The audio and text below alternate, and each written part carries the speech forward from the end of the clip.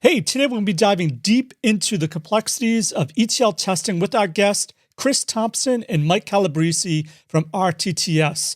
With over 2 decades of combined experience in data QA and automated testing, Chris and Mike are going to guide us through the intricacies of an actual data warehouse project plan they shared with me at an RTTS event we did last year. They uncover the challenges of data mapping, exploring different transformation types, and discuss the critical role of a comprehensive mapping document. And Chris and Mike also highlight the importance of rigorous data testing to prevent costly errors and ensure accurate decision making. So join us as we explore the critical aspects of ETL testing and data project planning and gain invaluable insights from 2 industry veterans. This is a must-listen episode to anyone involved in data testing and looking to optimize their data transformation process. And since this presentation, RTTS has also introduced AI into their ETL process, and they'll share how you can do the same in our upcoming Test Guild webinar exclusive this week called Leveraging AI to Simplify and Speed Up ETL Testing. Register now, even if you missed the event or can't make it, because I'll be providing the recordings after the event, to see AI and ETL in action by going to testguild.me/AI ETL. Hope to see you there. All right, welcome everybody. Welcome to the Test Guild event for QuerySearch. So today, in my segment, I'm going to be talking about creating a project plan for a data warehouse project. A little bit about myself. My name is Chris Thompson. I'm a senior domain expert data testing practice. I'm a military veteran. I spent 5 years in the United States military, flying inside these things called P-3 Orions, sub-hunter. I have a bachelor's degree in computer science from the University of Delaware.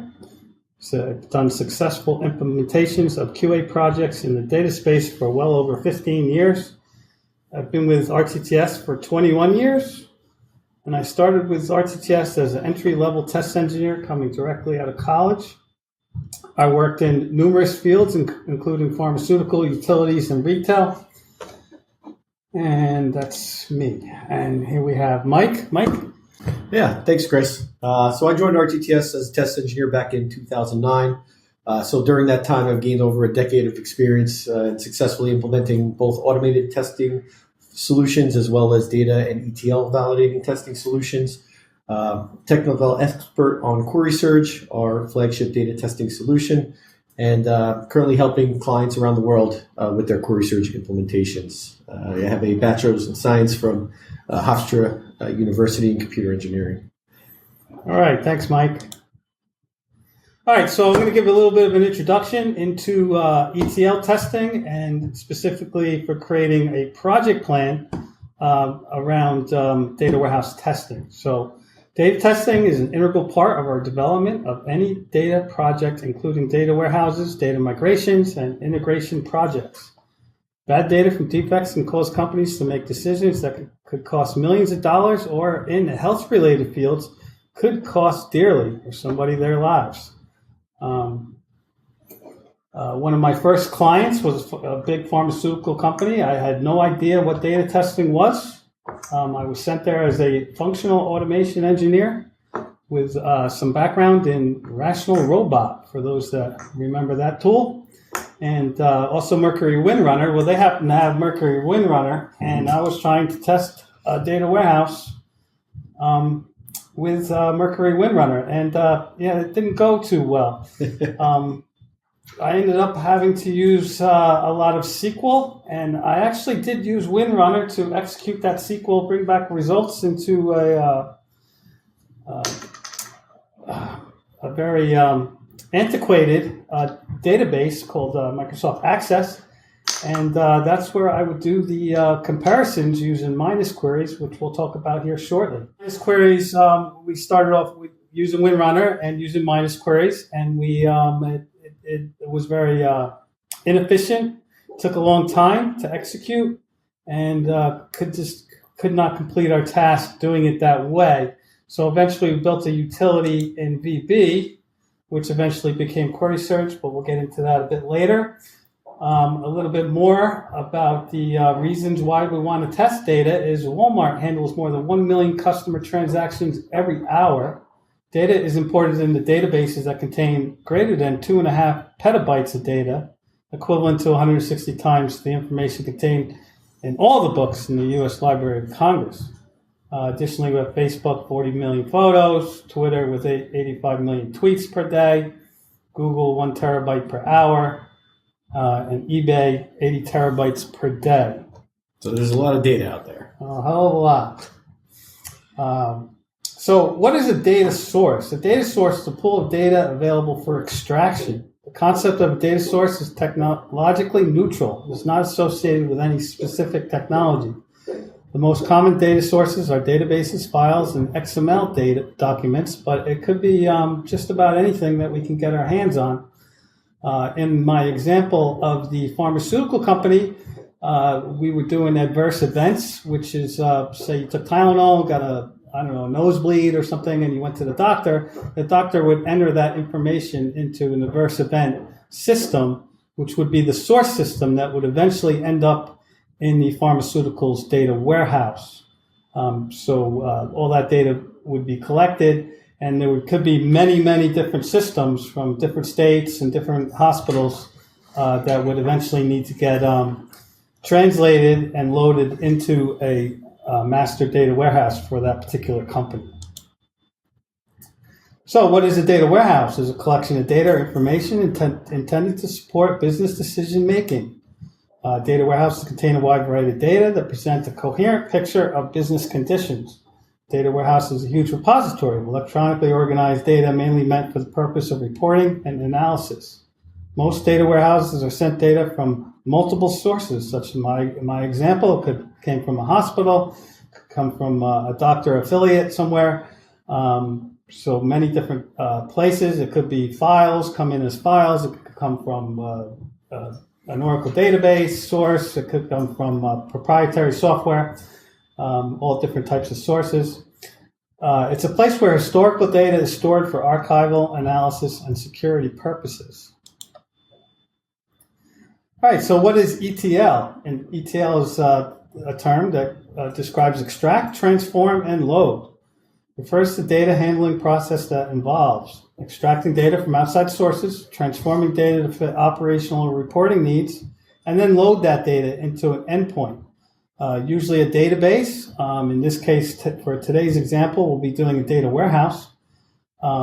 So why ETL? Well, businesses need to load the data warehouse regularly, incrementally, daily, and weekly so it can serve its purpose of supporting business analysis. So basically, we take a whole bunch of sources from different places, we put it in the same type of format so that we can run reporting across all those sources. So it's transforming the data into one set standard.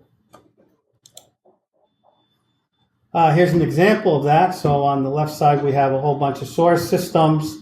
They go through an ETL process and eventually get to a target data warehouse. And another example, we have multiple systems that could be different. We have an inventory system, a customer service system, and an advertising system, all sort of asking different questions, right? The paint came off my widget for customer service. That would end up in a data warehouse, which then could end up in data marts and then be pulled out by BI tools to say, we have hundreds and hundreds of widgets where the paint is falling off.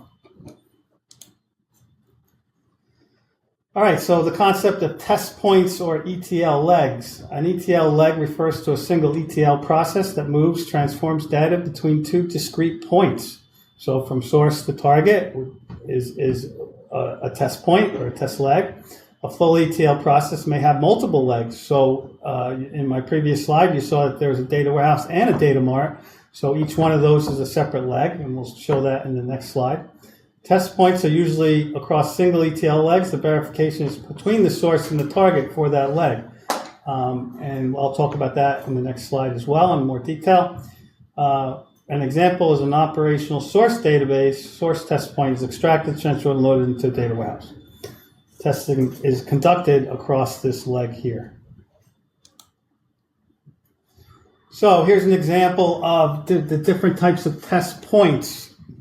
So in the example above, it's a multi. So what we're going to do is we're going to say our data source over here, and then we're going to test all the way across to our data mart. So we're going to test all these transformations in one leg. And then on the bottom example, it's breaking it into its separate entities. And both have advantages and both have disadvantages. But the single approach has, in my opinion, more advantage. In a single leg, we have more tests that need to be created, right? Because there's more legs, so the same tables and the same data needs to be tested across each individual ETL leg. The tests are less complex because you could have transformations occurring across multiple legs, and if you were going to test the whole thing as a whole, you would be creating that transformation logic in your SQL to be able to test from source all the way to its final destination. Defects are easier to pinpoint, so you can imagine in the multi-leg approach, if there's 6 or 7 legs that occur and you're testing them all in one go, and you find a defect or an error or a bug, where in that 6 or 7 leg process did that defect occur? So it's more difficult. You have to dive a little more deeper into the data, and you may end up having to create tests for in the single leg approach anyway, just to find that defect. Additionally, for the single leg, execution time tends to be longer. So this is a little bit of a disadvantage, but it's not always the case. We have more tests to execute. Even though they're automated, they still take computational time and hardware to be able to execute those. And in the multi-leg, just quickly, there's less tests that need to be created, obviously. Tests are more complex, like I discussed. Defects are more difficult to pinpoint, like I discussed. And execution time tends to be shorter because there's less tests.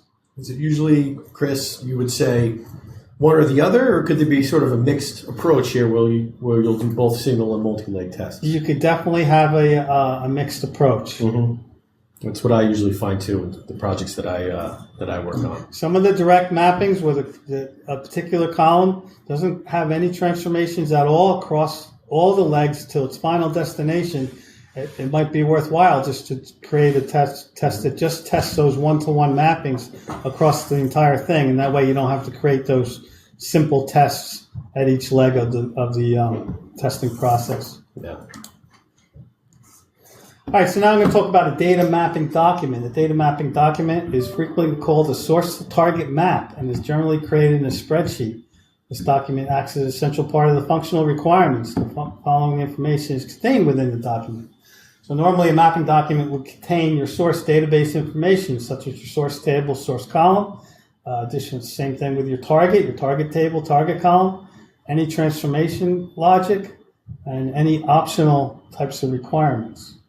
Yeah, definitely one of the most important documents when you're doing a data testing project. Yes, this is it. This is what you need to get to be able to really test an ETL process correctly. I've been on client sites where they don't even have a mapping document, and I have to reverse engineer what they've done to be able to determine what they actually did to come up with a mapping document on my own, then to get business approval that is the way it's supposed to be. Because the development team had done it through verbal techniques of creating what is supposed to happen. You seen that before, Mike? I've definitely seen that, Chris. Anyway, here's an example of a segment of a mapping document. We're going to get into this a little bit in more detail.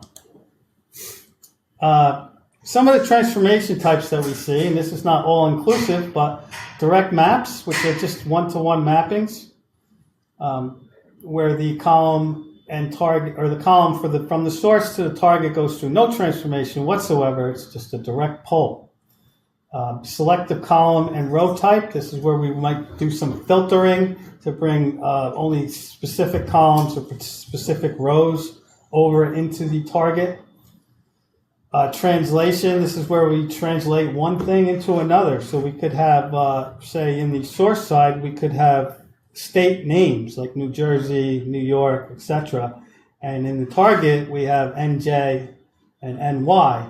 So that would be a translation, translating the name into its abbreviation in this case.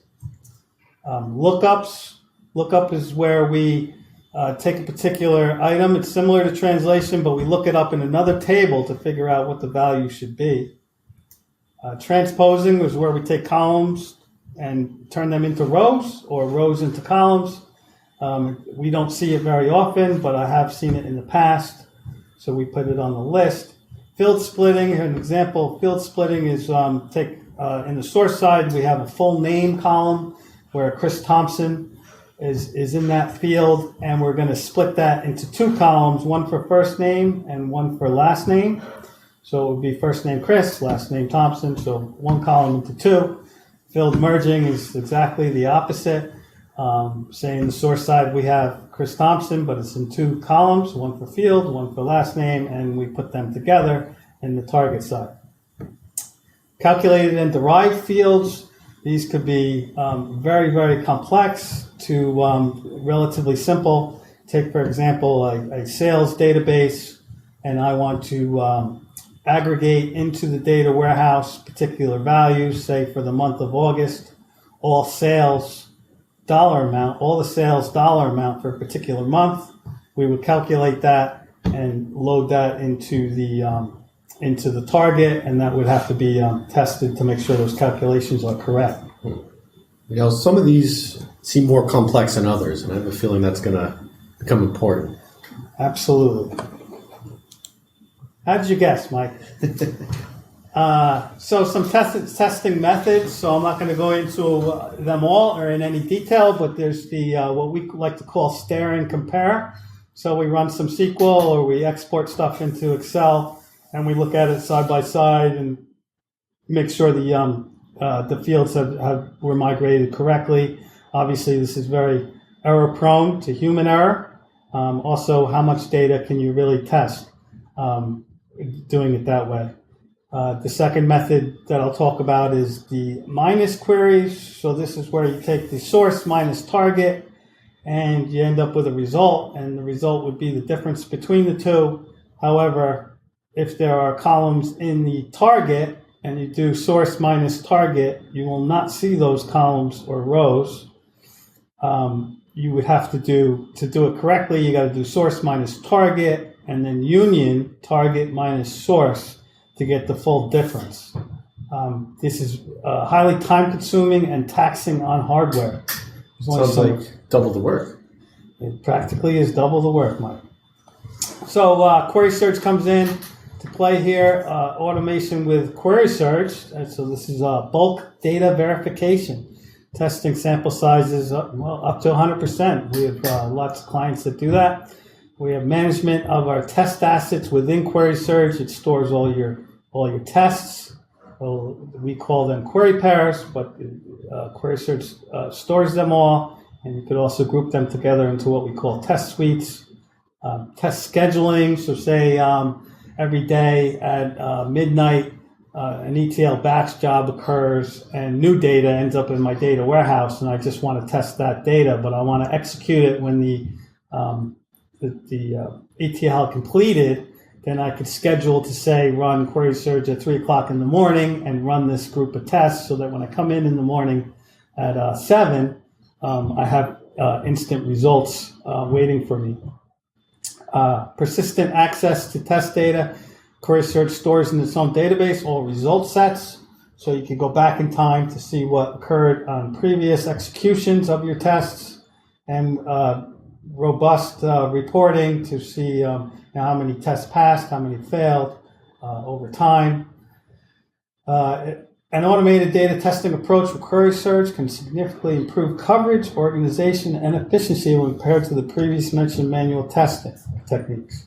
All right, enough with query search. Let's move on to, all right, so what we came here to do is to show you a simple process for a simple project of creating a project plan. So some of the things that we're going to need is we're going to need to gather some project documents. So that mapping document, of course, the most important one, we're going to have to gather any other supporting requirement documents, data model documents.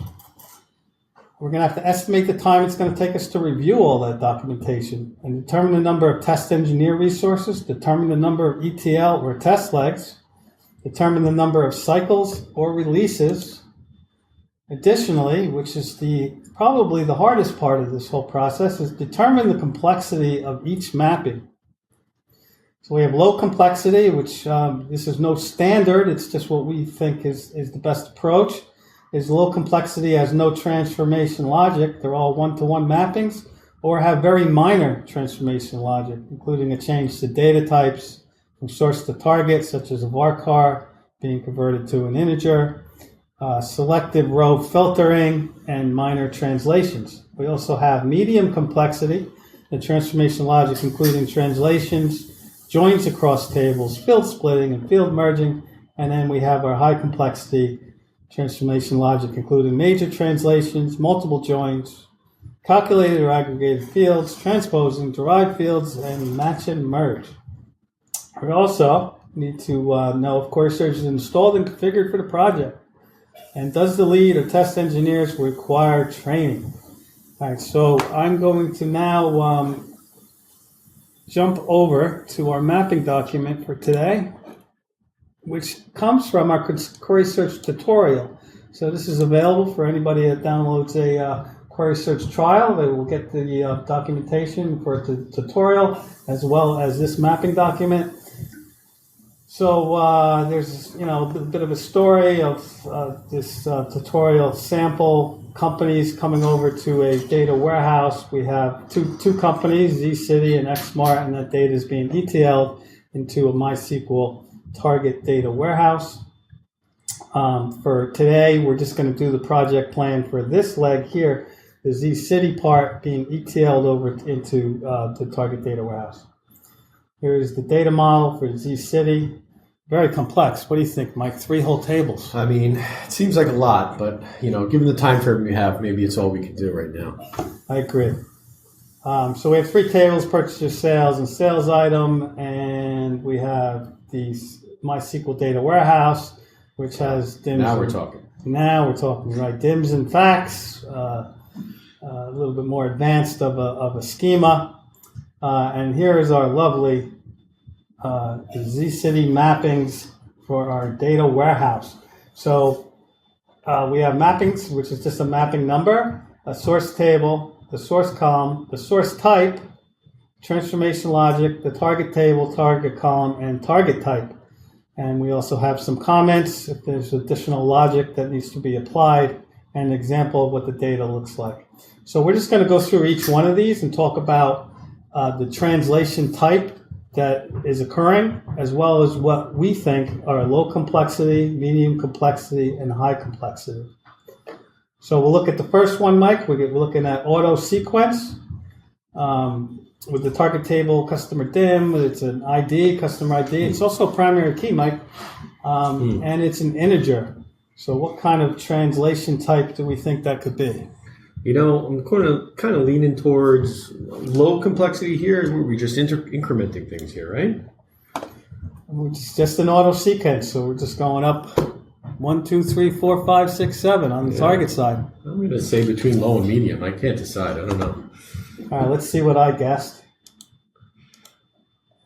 Well, I said translation medium. Mike, what do you think? You know what? Now I'm thinking about it, that kind of makes sense. We'll have to apply some tests to make sure that the auto sequence is being done properly. We're seeing this as a primary key too, right? So we're going to make sure there's no duplicates in our test. So we're going to have to get a little bit more complex than just a straight count and direct map. So I agree.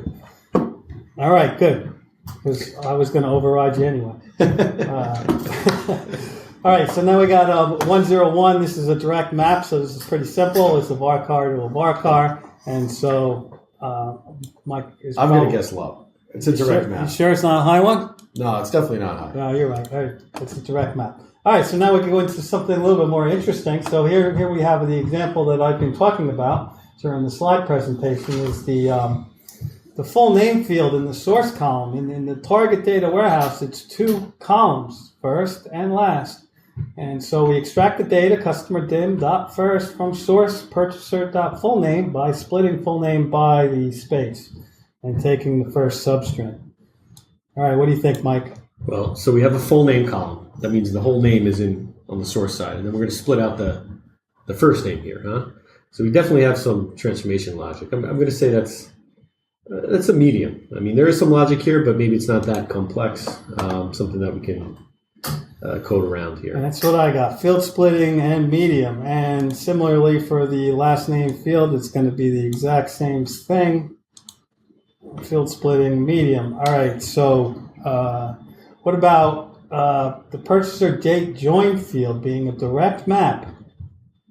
Except there is a join, Mike. There's a join on the customer dim table to the date dim table on the customer dim join date ID. Date dim ID and pull date dim ID. Well, I mean, you say direct map, I almost think low complexity, but you're adding some complexity here with this join. So I'm going to categorize this. I'm going to guess medium here. Yeah, we got a medium. All right, so additionally, I would continue on going through this process with Mike, and eventually we've come to an agreement on everything. For these next few, I will pull up something a little bit more complex, which is the one down here, actually, purchaser bill same. So on the source system, we have columns for both the billing address and right here. Here's the shipping address and the billing address. However, you will notice in the data warehouse, we have a single table that contains all the addresses, and then on the customer dim table, we have the shipping address ID and the billing address ID.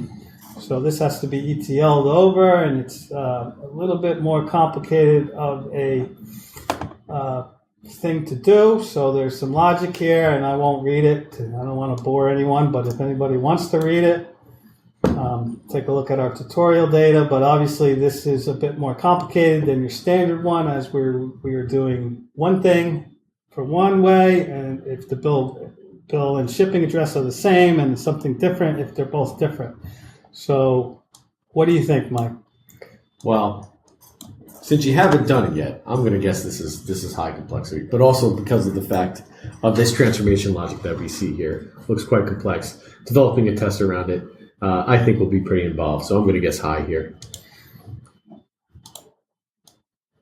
You put the answer. Well, let's agree on it's a high then. I mean, if we were going through this It's a document high. ourselves. I was saving it for you. Yeah. Oh, no, it's still white. That's why. I didn't highlight the whole thing. That's okay. All right, it's high. There you There go. we go. All right. And additionally, to save some time, we've gone through this together, and we've come up with our results across the board for this entire table, as well as these other tables that I did not hide the thing for. So we have 3 tables from the source side coming over in the data warehouse, and we've figured out the complexity for each one. And now I can move on to the next part of the project plan creation. All right, so now back to the creation of the project plan. We now have some information on our complexity of our tests. I additionally pre-filled out some information as well. So we have I estimated 4 hours to review the documentation. What do you think, Mike? You think that's good? Yeah, I think so. I'm going to be the lead, and I have selected Mike to be the test engineer. So, all right, so now back to the creating the project plan. We now have some of the numbers that we need. So for reviewing the documentation, I'm going to put that at 4 hours. The number of test engineers, Mike's going to be the test engineer for today, so I have 1. I will be the lead. The number of ETL legs, it's just 1. There's no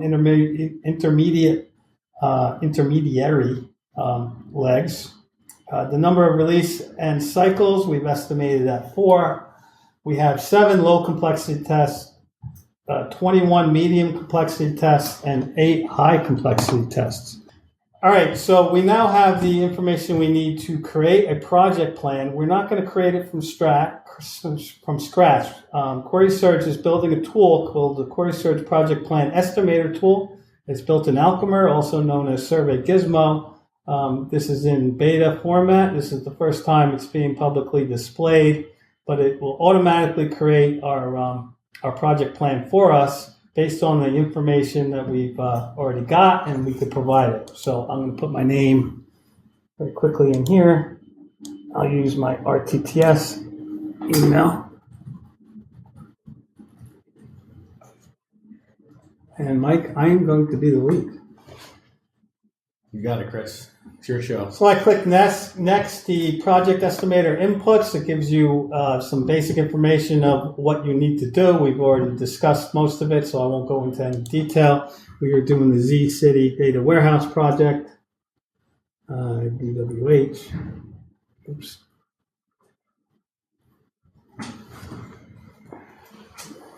Estimate the total times to review project documentation and assets. We said 4. What is the total number of test engineers? I have 1. How many test legs? We said 1. Estimate the total number of releases. We said 4. What is the total number of low complexity? I believe we said 7. Mm-hmm. And the medium complexity, 21. And how many highs do we have, Mike? What was it, 8? I think you're right. I think it was 8. Does Query Search need to be installed and configured? No, for me it's already installed and already configured. Does the test lead require training? No, I am an expert, but Mike is not an expert, so he needs training. You could also set a start date, but we'll just leave that blank for today. And then I'll click next, and these calculations automatically occur. These numbers and calculations are based off of Query Search and RTTS's best practice and what we find occurs on client sites and for our customers.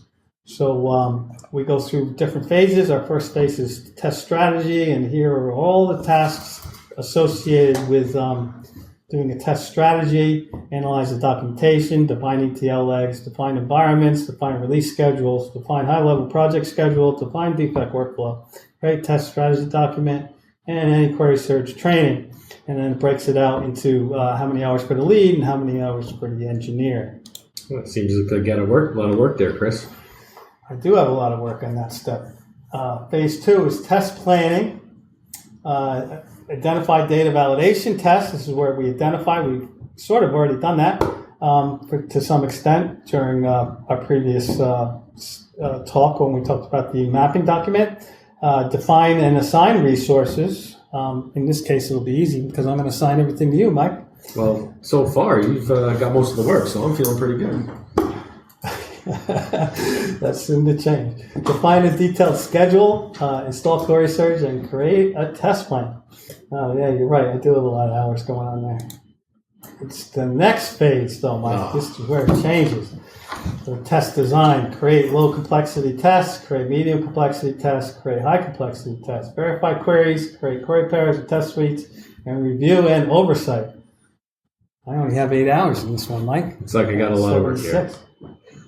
I don't know if my 8's accurate, though. I may have changed that calculation based on who's doing the work underneath me. Yeah, well, in this case, you can probably take that number down.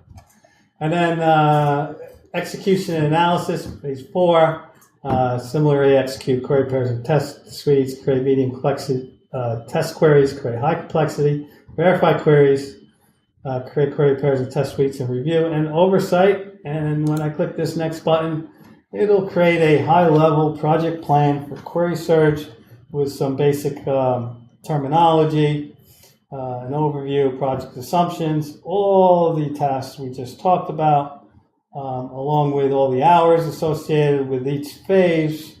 It then will add up all these in different phases for each of the lead and the test engineer hours. And it looks like you got more work than me. Yes, so it worked out that way.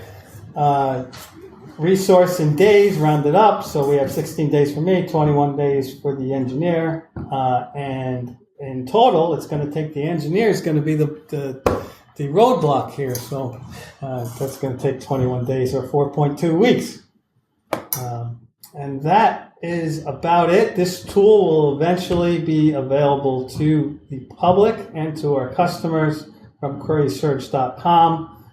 Expect more information to come in the coming months. Yeah, and it's having gone through putting these together. I think estimating the timelines are one of the hardest things to do, especially at the outset of a project. So hopefully you learned some things today from Chris and his insight here onto how to sort of break down the mappings and the translations and transformations that you'll be seeing. And this tool definitely will help with that. Thank you, Chris and Mike, for your ETL awesomeness. And once again, you don't want to miss this upcoming webinar on how to use AI with ETL to make it even better for testing. All you need to do is go to testguild.me/AI ETL. And for everything of value we covered in this episode, head on over to testguild.com/A505. All right, so that's it for this episode of the Test Guild Automation Podcast. I'm Joe. My mission, as always, is to help you succeed in creating full stack automation awesomeness. As always, test everything and keep the good. Cheers. Thanks for listening to the Test Guild Automation Podcast. Head on over to testguild.com for full show notes, amazing blog articles, and online testing conferences. Don't forget to subscribe to the Guild to continue your testing journey.